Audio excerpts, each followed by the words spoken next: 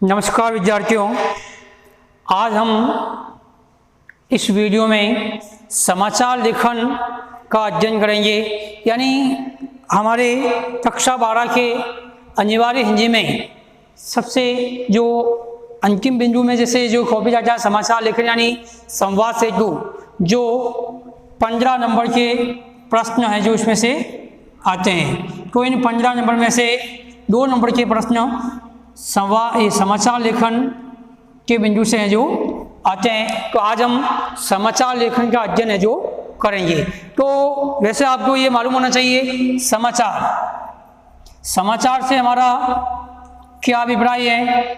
समाचार से हमारा यह अभिप्राय है कि कोई भी सूचना या संदेश, यानी वर्तमान समय जो है वह एक इंटरनेट का माध्यम है और इस इंटरनेट की दुनिया में कोई भी सूचना या कोई भी संदेश ऐसा नहीं होता है जो बहुत ही कम समय में एक स्थान से दूसरे स्थान पर है जो पहुंच जाता है।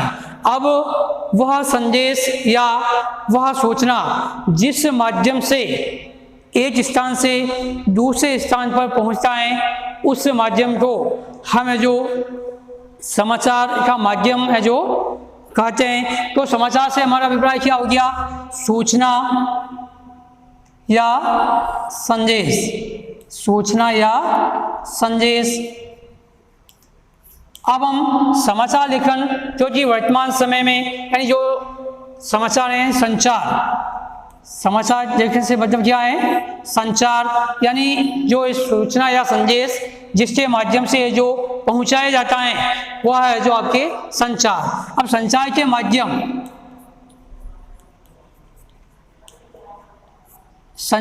माध्यम या रूप, तो इसमें सबसे पहला जो संचार का माध्यम होता है वह होता है मुद्रित माध्यम, जिसे हम दूसरे शब्दों में प्रिंट मीडिया भी कह सकते हैं। पहला माध्यम कौन सा हो गया? मुद्रित माध्यम या प्रिंट मीडिया। इसी का दूसरा जो माध्यम आता है वह होता है इलेक्ट्रॉनिक माध्यम,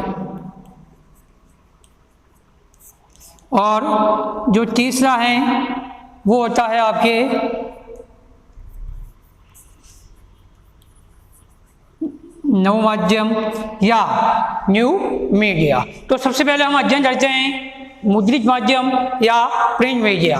यह क्या होता है, इसके यानी इस श्रेणी में कौन कौन से संचार के साधन है जो आते हैं।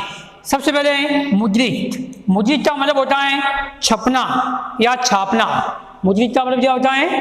कोई भी संदेश, कोई भी सूचना है जो पहले किसी पेपर पे छापी जाती हैं और उसके बाद में वह संदेश लोगों तक जो पहुंचाया जाता है। तो प्रिंट मुद्रित माध्यम या प्रिंट मीडिया, इस श्रेणी में क्या आते हैं? सबसे पहले जो समाचार पत्र। आप समाचार पत्र में जैसे अखबार हैं, ये साप्ताहिक आते हैं, मासिक आते हैं, पाक्षिक आते हैं, उसके अलावा भी जैसे पत्र पत्रिकाएं हैं। तो ये जो जितने भी आते हैं आपके समाचार पत्र हो गया, आपके दूसरा जैसे हो गया आपके पत्र पत्रिकाएं,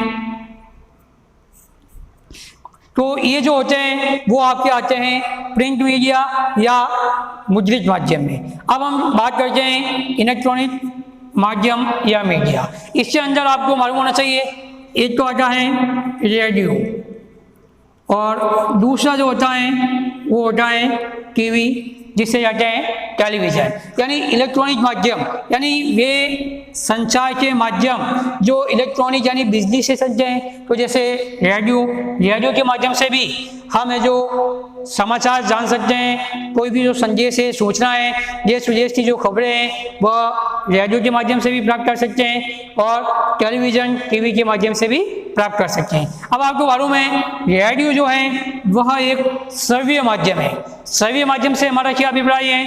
श्रव्य माध्यम से हमारा यह अभिप्राय होता है यानी इस रेडियो के माध्यम से हमें जो भी संदेश, जो भी सूचना या जो भी खबर हमारे पास पहुंचती है वह केवल हम सुन सकते हैं, हम उसे है जो देख नहीं सकते हैं। और दूसरा जो है आपके टीवी या टेलीविज़न, यह क्या होता है, दृश्य और श्रव्य दोनों माध्यम होता है। यानी इस माध्यम के द्वारा हम अब जो भी खबर या जो सूचना होती है उसको सुनने के साथ साथ देख भी सकते हैं। तो जो दूसरा माध्यम कौन सा हो गया, इलेक्ट्रॉनिक माध्यम।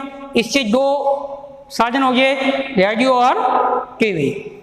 अब जो तीसरा है आपके नव माध्यम, इस नव माध्यम के अंदर इंटरनेट के द्वारा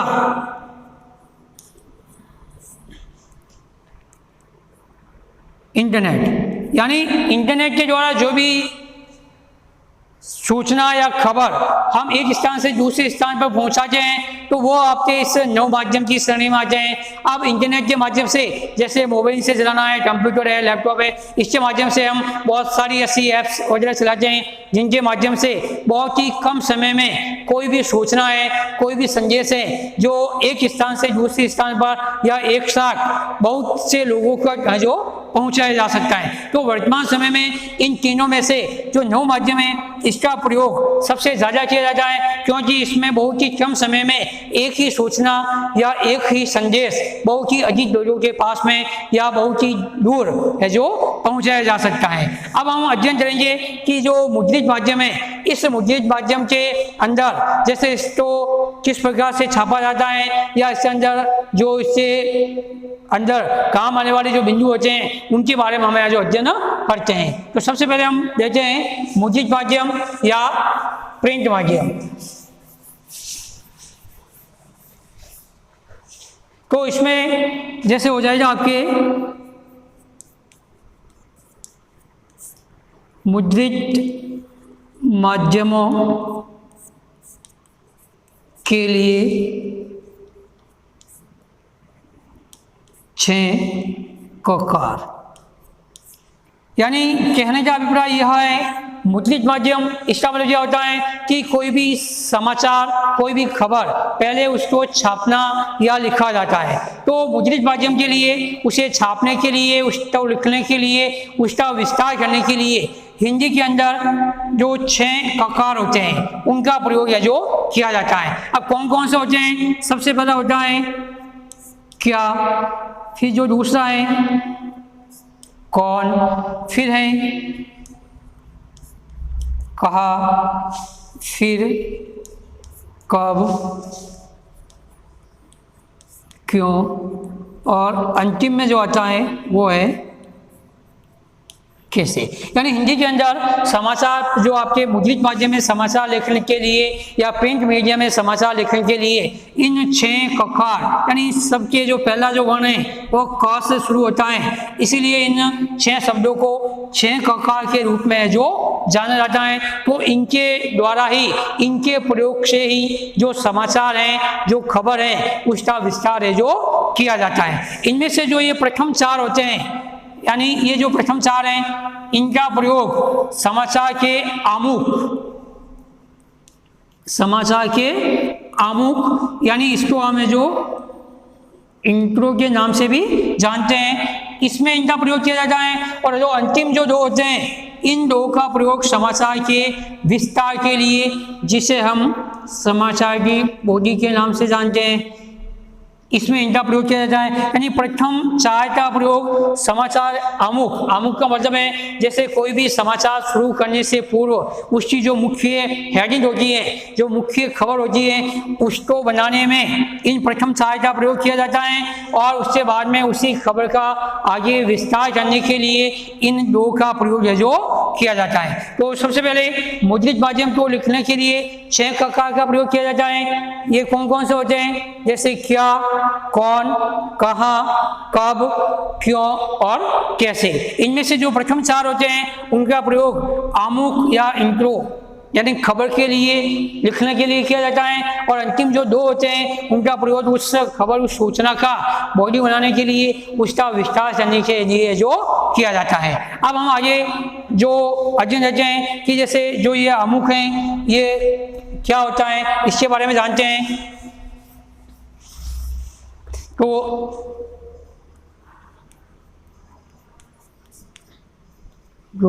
या तो इसका क्या अभिप्राय होता है कि जो भी समाचार पत्र के अंदर जो भी सूचना या जो भी खबर छपी हुई होती है, तो उस खबर की जो मुख्य हेडलाइन होती है, उसे हम उस समाचार का आमुख या इंट्रो या आप कह दो उसे मुखड़ा आदि नामों से है जो जाना जाता है। तो इसका क्या अभिप्राय हो गया कि भाई जो भी समाचार पत्र के अंदर जो भी खबर छापी जाती है, उसकी जो मुख्य हेडलाइन होती है, उसे उस खबर का आमुख, मुखड़ा या इंट्रो के नाम से है जो जाना जाता है। उसके बाद में मैंने भी आपको बताया था कि इसी का जो दूसरा जो भाग है बॉडी, या इसको आप कह सकते हैं समापन। तो इसका अभिप्राय क्या हो गया कि इस आमुख या मुखड़े का जो वर्णन किया जाता है, जो उसका विस्तार किया जाता है, उसे उस समाचार की बॉडी या समापन के नाम से जानते हैं। अब जैसे जो आपके मुद्रित माध्यम है या प्रिंट माध्यम है, इस माध्यम के अंदर समाचार जो लेखन है वह हमेशा किस शैली में लिखा जाता है, तो उस शैली का जो नाम है वह है उल्टा पिरामिड शैली।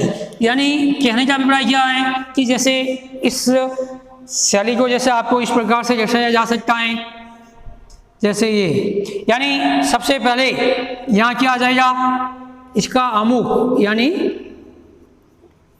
इंट्रो, सबसे मुख्य आपकी हेडलाइन आ जाएगी। उसके बाद में जो बीच में यहाँ आपके आ जाता है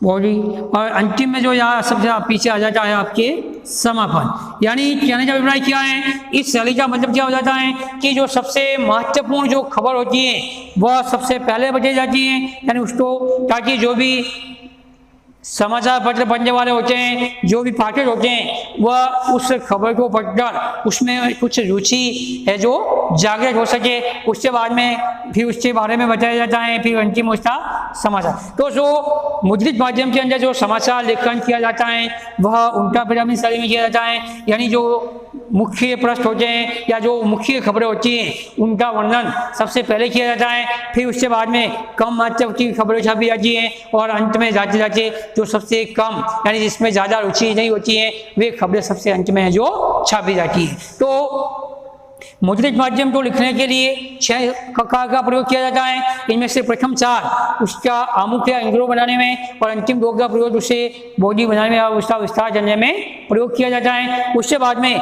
जो समाचार लेखन है वह कौन सी शैली में किया जाता है, उल्टा पिरामिड शैली में है जो किया जाता है। अब इस शैली की विशेषता क्या होती है, सबसे पहली तो विशेषता इसकी यही होती है कि यह जो शैली होती है यह सबसे अधिक उपयोगी मानी जाती है।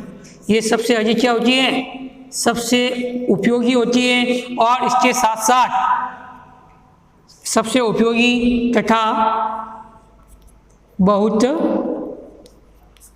लोकप्रिय होती है। सबसे अधिक उपयोगी और लोकप्रिय होती है। अब जैसे उपयोगी जैसे होती है और लोकप्रिय होने का क्या कारण है, क्योंकि इस शैली में क्या होता है कि जो अधिक महत्वपूर्ण जो समाचार होते हैं वे पहले छाप दिए जाते हैं, और कम महत्वपूर्ण के समाचार है जो बाद में छाप दिए जाते हैं। इसकी दूसरी विशेषता यानी इस शैली की शुरुआत कब और कहाँ से हुई थी, तो इस शैली की जो शुरुआत है वह है जो आपके अमेरिका के गृह युद्ध के दौरान है जो हुई थी। अमेरिका के गृह युद्ध के समय, यानी जो आपके उल्टा पिरामिड शैली है, इस शैली की शुरुआत अमेरिका में जब गृह युद्ध हुआ था तो उस समय इसकी शुरुआत है जो हुई थी। तो इस प्रकार से आपके उल्टा पिरामिड शैली है, इसकी 2 मुख्य विशेषताएं हो जाती है। पहली विशेषता सबसे उपयोगी और बहुत लोकप्रिय मानी जाती है, और दूसरी बात इसकी शुरुआत अमेरिका के गृह युद्ध के दौरान है जो हुई थी। अब हम प्रिंट मीडिया में आगे अध्ययन करते हैं। तो आगे इसमें जैसे क्या जाता है कि जैसे कोई भी खबर छापी जाती है तो उस खबर को जैसे उसे किस नाम से जाना जाता है, यानी आपने कभी सुना होगा स्टोरी।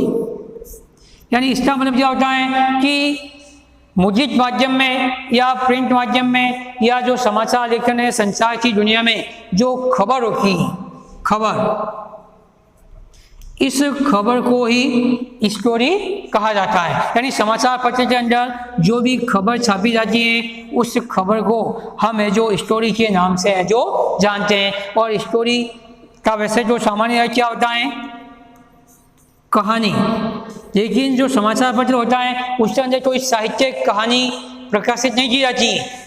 समाचार लेखन की दुनिया में जो खबर होती है उसी खबर को स्टोरी के नाम से जाना जाता है। अब उसके बाद में जो आपके आता है कवर स्टोरी, यानी आपने कभी सुना होगा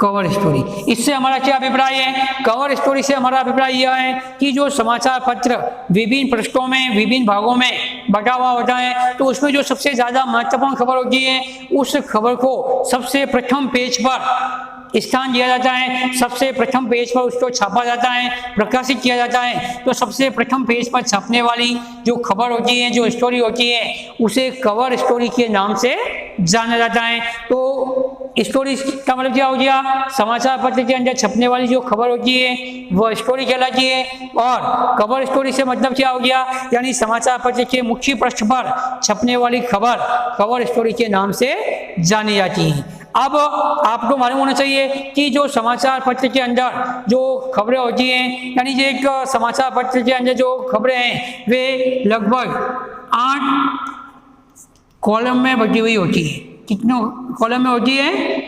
8 कॉलम में बटी हुई। अब जैसे किसी खबर के बारे में हमें कब मालूम होता है भाई, जैसे कोई खबर ज़्यादा महत्वपूर्ण होती है या छोटी है स्टोरी या बड़ी है, तो जैसे आपको मालूम होना चाहिए कि भाई समाचार पत्र के अंदर कोई कितने कॉलम होते हैं? 8 कॉलम होते हैं। जैसे कोई भी खबर अगर एक कॉलम में ही होती है, एक कॉलम में ही छापी जाती है तो वह छोटी खबर, वह क्या होती है? छोटी स्टोरी या कम महत्व की स्टोरी मानी जाती है। और जो बड़ी स्टोरी का मतलब क्या होता है? बड़ी स्टोरी, यानी बड़ी स्टोरी से हमारा क्या अभिप्राय है? यानी कम से कम 4 कॉलम में होती है। कितने कॉलम में होती है? 4 कॉलम या 4 से ज़्यादा। और उसके साथ में एक या एक से अधिक क्या होते हैं? एकाधिक फोटो। यानी बड़ी खबर से हमारा क्या अभिप्राय है? जो अखबार के लगभग 4 कॉलम में छपी हुई होती है और उसके साथ में एक या एक से अधिक उस खबर से जुड़ी हुई कोई तस्वीर, कोई फोटो भी है जो छपी हुई होती है, तो वो जो आपके होता है इस बड़ी खबर की श्रेणी में आता है। और जो केवल एक ही कॉलम तक सीमित होती है, जिसमें कोई तस्वीर नहीं छपी हुई होती है, तो वह खबर जो आपकी होती है छोटी खबर के नाम से जाना जाता है। अब इसी मुद्रित माध्यम में, इसी प्रिंट माध्यम में आपको मालूम होना चाहिए, आपने कभी सुना होगा 2 प्रकार की न्यूज होती है। एक जो न्यूज होती है वह होती है सॉफ्ट न्यूज।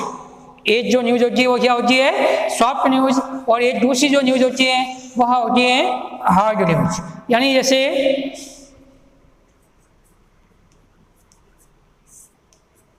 न्यूज, और दूसरी कौन सी हो जाती है आपके?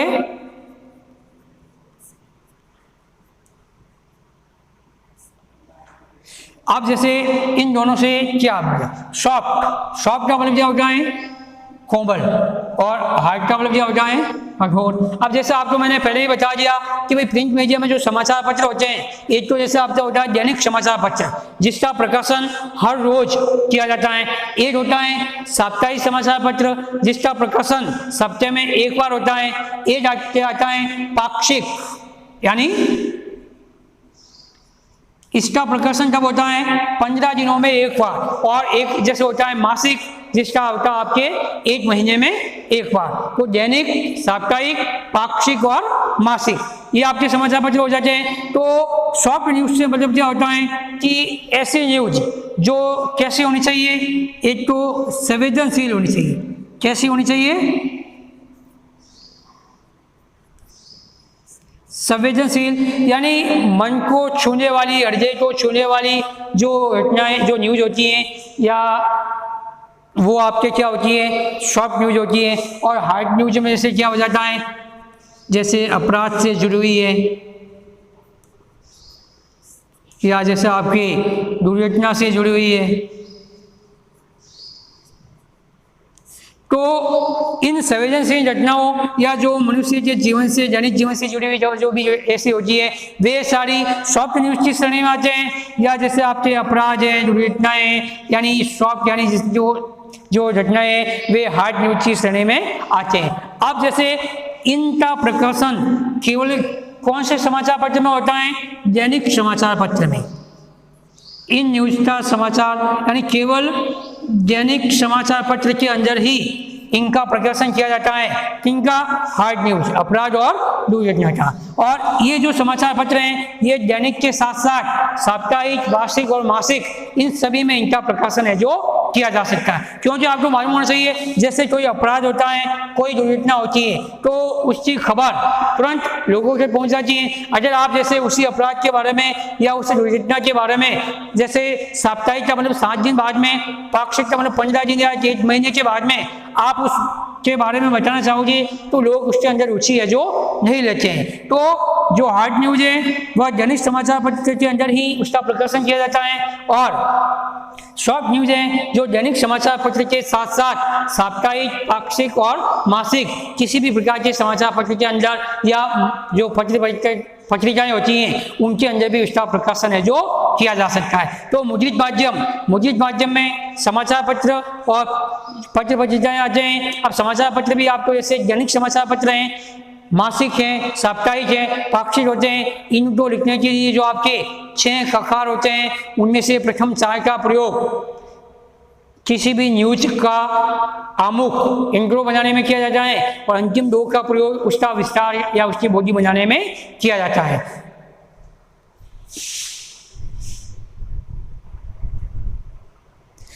तो समाचार लेखन के अंदर जो मुख्य रूप से संचार के 3 माध्यम थे, प्रिंट मीडिया, इलेक्ट्रॉनिक मीडिया और न्यू मीडिया। तो हमने मुद्रित माध्यम के बारे में अध्ययन किया है। इनके अलावा जो इससे 2 अन्य भेद हैं, इलेक्ट्रॉनिक मीडिया और न्यू मीडिया, इसके बारे में हम कल आगे आने वाली वीडियो में अध्ययन करेंगे। धन्यवाद।